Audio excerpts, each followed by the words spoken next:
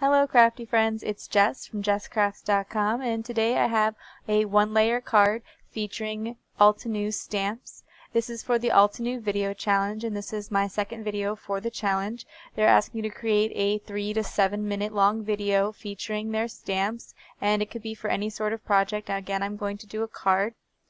As I mentioned before, this is going to be a one-layer card, so I'm starting here with my card base, and this is a 110-pound cardstock from Michaels because I wanted to make sure that it would be nice and thick since there will be no layering of papers to add some heft to it.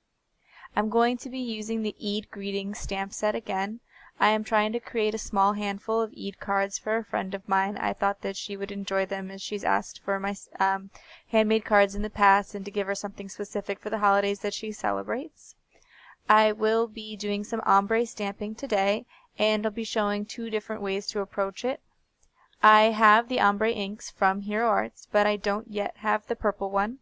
And I do like the idea of being able to have an ombre pattern even if each individual stamp is not actually an ombre. So for instance, right now I'm only using a dark purple to stamp all of the flowers on the bottom of the card, and then I'll move to a medium purple and finally the lightest purple. And in this case, since I don't have the ombre ink, I'm using 3 different individual ink pads that I own.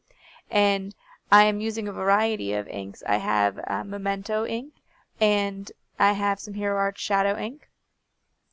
I'm a big fan of just using what you have and not having to buy every kind of ink that's out there. Like, I don't feel the need to have purple ink in pigment ink and a shadow ink and a waterproof ink and that sort of thing, because for the colored inks, I tend to only use them a small percentage of the time, and so I have a wide variety of black inks and every kind of ink that you could imagine. But for the colored inks, I tend to stick to having a distress ink of each color, and then I usually just pick one kind of ink that I like. I'm not a huge fan of pigment inks because they do take a long time to dry, and so today you'll see a lot of dye inks. I am, like I said, starting with the darkest color and stamping a whole bunch of the different flowers from the set. I have a large amount of clear blocks, particularly small ones, because I like to do things like this where I am going to have each stamp on its own block and I don't have to turn the block over and kind of, because I find that when you have a stamp on each side of the block, it makes it a little bit harder to see where you're stamping. And in this technique, it's pretty important to make sure that you can see where you're stamping, because I'm trying to fill in the spaces and sort of piece it together like it kind of reminds me of playing Tetris. And obviously this video is sped up pretty fast. I think it's about 4 times normal speed. And so this is something that takes a while to create. But I just like being able to have fun with the stamping. You see there that as I started off with my card base, I took this adhesive eraser to it. Or I'm sorry, it's an eraser from Tombow, and it allows you to erase ink. It's kind of like a bit of it's called a sand eraser. It's kind of like sandpaper. And so I did have a little bit of a smudge there, and since it's a clean and simple card and a one-layer card, I wanted to make sure that you could get rid of that. So like I said, that's a Tombow sand eraser, and I've been very happy with that so far. For my second card, I'm actually using a Hero Arts ombre ink, and these flowers from the Eid Greetings set from Altenew are actually about the same width as a stripe from the ombre ink pads. So this technique would be a little bit harder to do with some larger stamps, but if you had larger stamps than this, you probably wouldn't be building them up so much because they would be such bold images.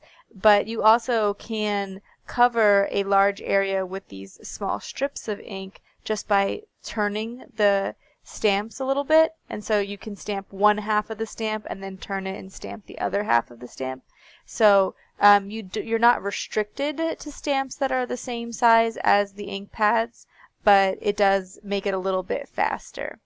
For these for these cards, I'm just trying to create free form shapes. I'm just sort of going with the stamping until it feels right. At first I thought that I was just going to do a solid diagonal stripe. down the center. But then when I was stamping, the bottom just started to flow out a little bit, and so I decided to instead create a pattern where it starts narrow at the top and widens a lot across the bottom.